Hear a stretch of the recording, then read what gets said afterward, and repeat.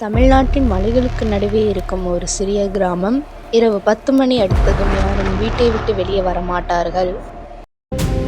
20 ஆண்டுகளாக இந்த பள்ளி மூடப்பட்டு இருக்கிறது. ஆனால் ஒவ்வொரு வெள்ளிக்கிழமை இரவும் மணி மட்டும் ஒலிக்கிறது.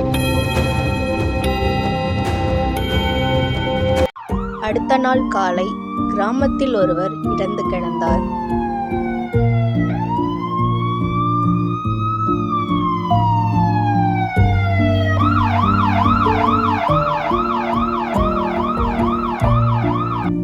இந்த வழக்கை விசாரிக்க இன்ஸ்பெக்டர் விக்ரம் கிராமத்திற்கு வருகிறார்.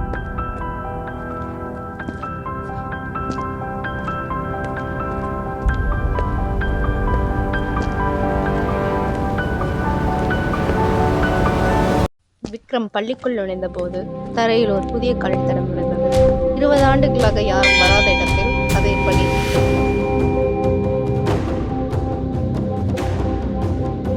விக்ரம் அந்த காலித்தடத்தை பின்தொடர்ந்தார். ஆனால் சில அடிகள் சென்றவுடன் அது திடீரென மறைந்து விட்டது.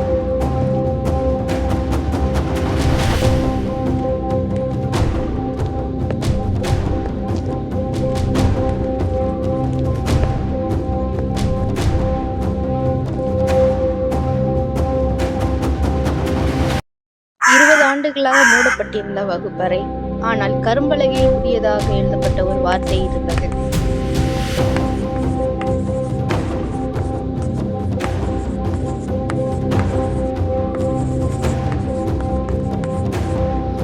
மணி அடிக்கும் சத்தம் கேட்கிறது.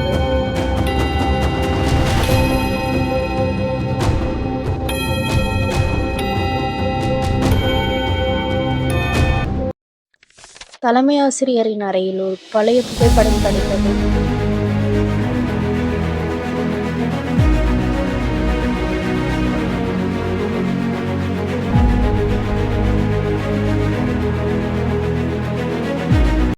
விக்ரம் புகைப்படத்தை பார்த்து கொண்டிருந்த போது உடனே ஜன்னலுக்கு வெளியே யாரோ நின்றிருந்தார்.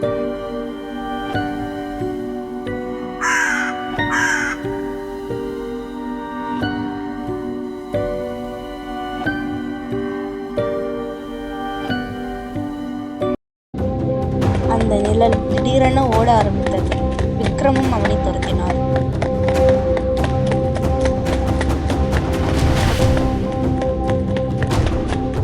வெளியே வந்தபோது யாரும் இல்லை.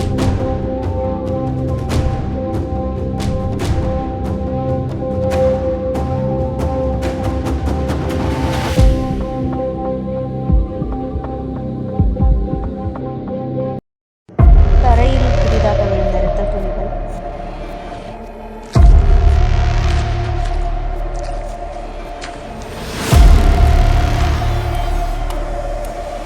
பள்ளிக்கு கீழே யாருக்கும் தெரியாத ஒரு ரகசிய சுரங்கம்.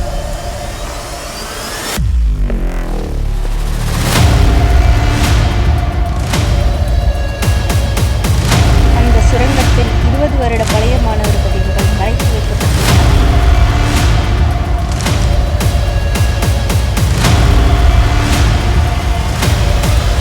ஒரு மாணவனின் பெயர் முழுவதும் கருப்பு மையால் அளிக்கப்பட்டிருந்தது.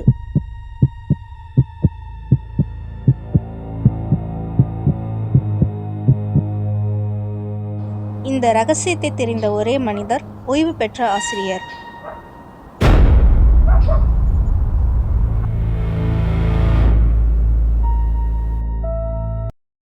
இருபது வருடங்களுக்கு முன்பு அந்த பள்ளியில் நடந்த ஒரு கொடூரமான சம்பவம்.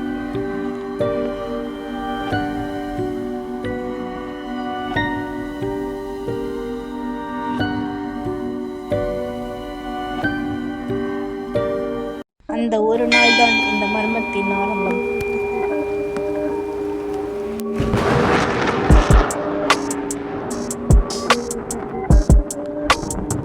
பழைய பதிவுகளுக்கு நடுவே ஒரு மாணவனின் தனிப்பட்ட டைரி கிடைத்தது.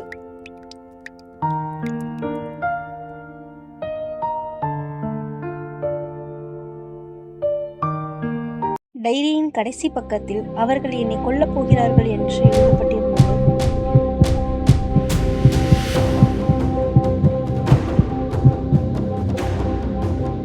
டைரிக்குள் மறைத்து வைக்கப்பட்டிருந்த புகைப்படத்தில் 4 மாணவர்களும் ஒரு ஆசிரியரும் இருந்தனர்.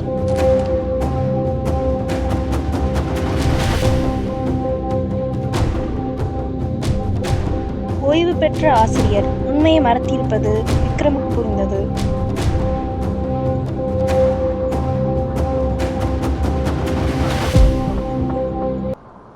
அந்த இரவு மணி மீண்டும் ஒலித்தது.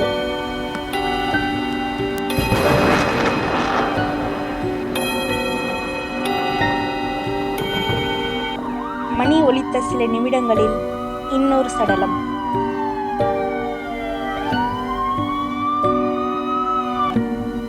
ஒவ்வொரு சடலத்தின் அருகிலும் ஒரே குறியீடு.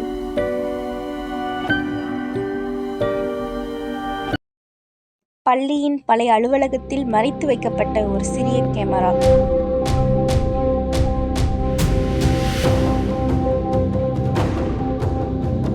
அந்த கேமராவின் பதிவு ஒரு முகத்தை காட்டியது.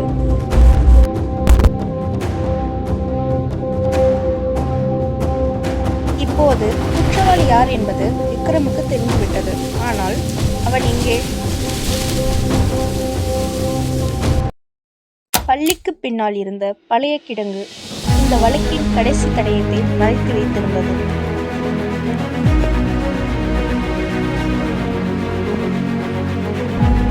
பள்ளி மணி தானாக ஒலிக்கவில்லை. யாரோ அது தொலைவிலிருந்து இயக்கிக் கொண்டிருந்தார்கள். அந்த புகைப்படத்தில் இறந்த மாணவனும் அவனுடைய அண்ணனும் இருந்தார்கள்.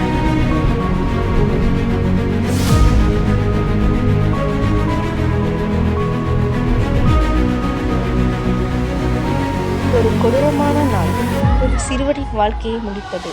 ஆனால் அந்த சம்பவம் ஒருவரின் வாழ்க்கையை பழிவாங்கும் நிலைக்காக மாற்றியது. அவன் கையில் இருந்தது கத்தி இல்லை, அந்த பள்ளிமணியை இயக்கிய ரிமோட்.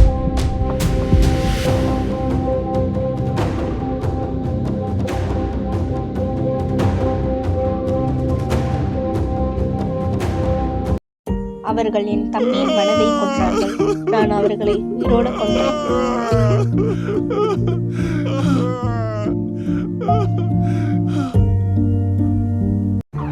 பழிவாங்க நினைத்தவன் இறுதியில் நீதியின் முன் நின்றான்.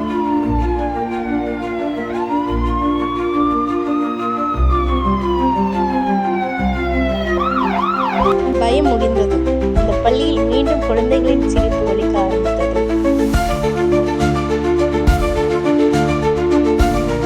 உண்மையை புதைக்கலாம், ஆனால் அதை அழிக்க முடியாது. சில நேரங்களில் பயத்தை உருவாக்குவது பேய் அல்ல, மனிதனின் பழிவாங்கும் மனிமை.